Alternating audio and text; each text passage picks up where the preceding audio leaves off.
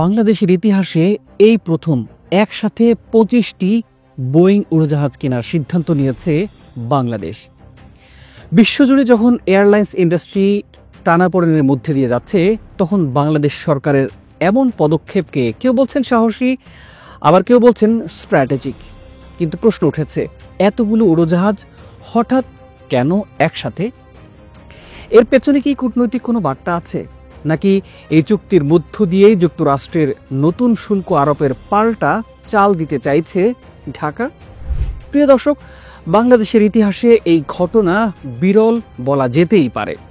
আজকের পর্বে উত্তর খোঁজার চেষ্টা করব, হঠাৎ কেন প্রয়োজন পড়ল একসাথে এতগুলো বিমান কেনার। চলুন শুরু করা যাক। তার আগে আন্তরিক অনুরোধ, চ্যানেলটি সাবস্ক্রাইব করার।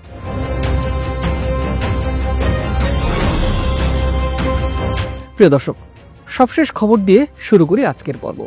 বাণিজ্য মন্ত্রণালয়ে আনুষ্ঠানিক এক ব্রিফিংয়ে সাংবাদিকদের বাণিজ্য সচিব মাহবুবুর রহমান জানিয়েছেন, বাংলাদেশ সরকার বোয়িংয়ের কাছ থেকে 25টি নতুন উড়োজাহাজ কেনার কার্যাদেশ দিয়েছে। তিনি বলেছেন, আমরা বোয়িং থেকে 25টি উড়োজাহাজ কেনার জন্য অর্ডার দিয়েছি। যেমন ভারত দিয়েছে 100টি, ভিয়েতনাম দিয়েছে 100টি, ইন্দোনেশিয়া দিয়েছে 100টি। এই ঘোষণার পরই আলোচনার কেন্দ্রবিন্দুতে চলে আসে দেশের বেসামরিক বিমান খাত।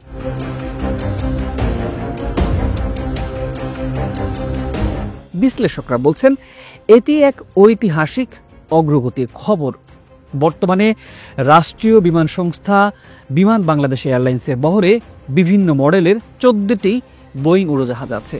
এদের মধ্যে আছে 4টি বোয়িং 737-800 সিরিজের, প্রতিটি 162 সিটের। 4টি বোয়িং আছে 777-300 ER সিরিজের, প্রতিটি 419 সিটের।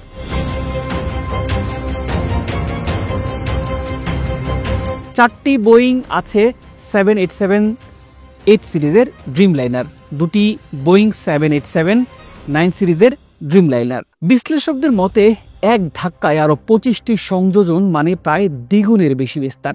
তবে এটা শুধু সংখ্যার খেলা নয়, এটা একটা কৌশলগত সিদ্ধান্ত মনে করেন তারা।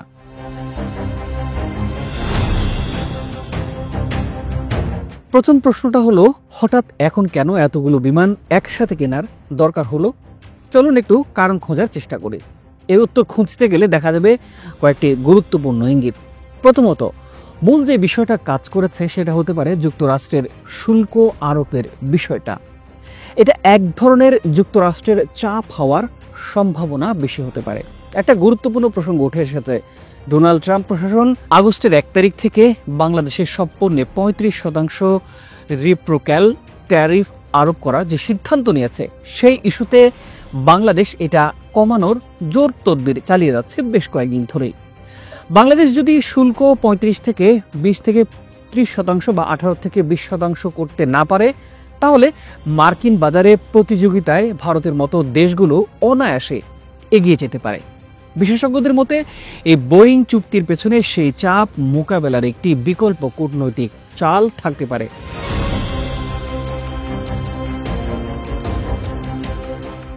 দ্বিতীয়ত, বিমানবহর আধুনিকীকরণ ও রুট বিস্তারের প্রস্তুতি নেওয়ার একটা বিষয় আছে। বাংলাদেশের এভিয়েশন খাত এখনো ইউরোপ আমেরিকার অনেক গুরুত্বপূর্ণ রুটে সরাসরি ফ্লাইট নেই। চাহিদা বাড়ছে, কিন্তু সরবরাহ সীমিত। এই সুযোগে সামনে এগিয়ে যেতে চাইছে বাংলাদেশ। বিশেষ করে হযরত শাহজালাল আন্তর্জাতিক বিমানবন্দরের 3য় টার্মিনাল চালু হওয়ার পর বিমান চলাচলের সক্ষমতা 3 গুণ হবে। তাই আগে ভাগেই প্রস্তুতি নিতে চাইছে সরকার। তৃতীয়ত, যে বিষয়টা কাজ করছে সেটা হলো যুক্তরাষ্ট্রের সাথে সম্পর্ক আরো মজবুত করার একটা বার্তা। এই চুক্তির সবচেয়ে গুরুত্বপূর্ণ দিক হলো এর কূটনৈতিক প্রেক্ষাপট। বোয়িং একটি যুক্তরাষ্ট্র ভিত্তিক কোম্পানি। সম্প্রতি বাংলাদেশের সাথে যুক্তরাষ্ট্রের সম্পর্ক নানা ইস্যুতে কিছুটা জটিল হয়ে উঠছে, বিশেষ করে নির্বাচন আর মানবাধিকার বিষয় নিয়ে। কিন্তু এই চুক্তির মাধ্যমে বাংলাদেশ যেন এক ধরনের বার্তা দিচ্ছে, সবকিছু ছাপিয়ে অর্থনৈতিক ও বাণিজ্যিক সম্পর্ক খুবই গুরুত্বপূর্ণ।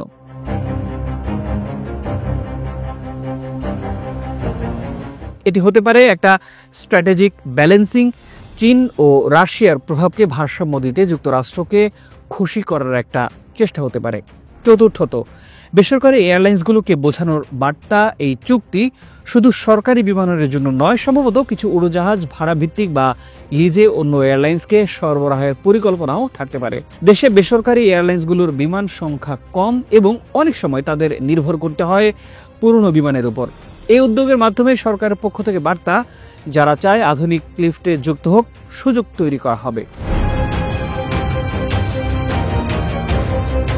এবার আসি, বোয়িং কি ছাড় দিতে যাচ্ছে বাংলাদেশকে।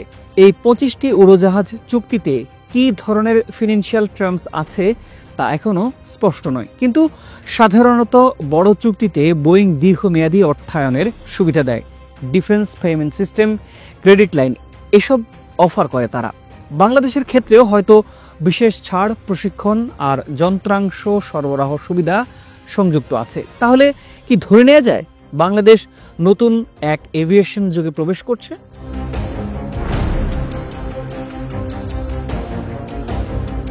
বিশেষজ্ঞরা বলছেন, উড়োজাহাজ কেনা মানেই উন্নয়ন নয়, ঠিকভাবে ব্যবহার করতে পারাটাই আসল চ্যালেঞ্জ। আর ঠিক সেখানে সবচেয়ে বড় প্রশ্ন, এই 25টি বোয়িং যদি শুধু কাগজি কলমে থেকে যায় বা ব্যবহার না হয়, তাহলে হিতে বিপরীতে হতে পারে।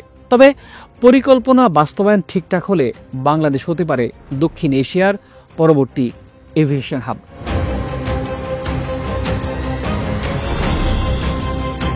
প্রিয় দর্শক, এই 25টি বোয়িং আসতে বেশ সময় লাগবে, সেটি কিন্তু সচিব জানিয়ে দিয়েছেন।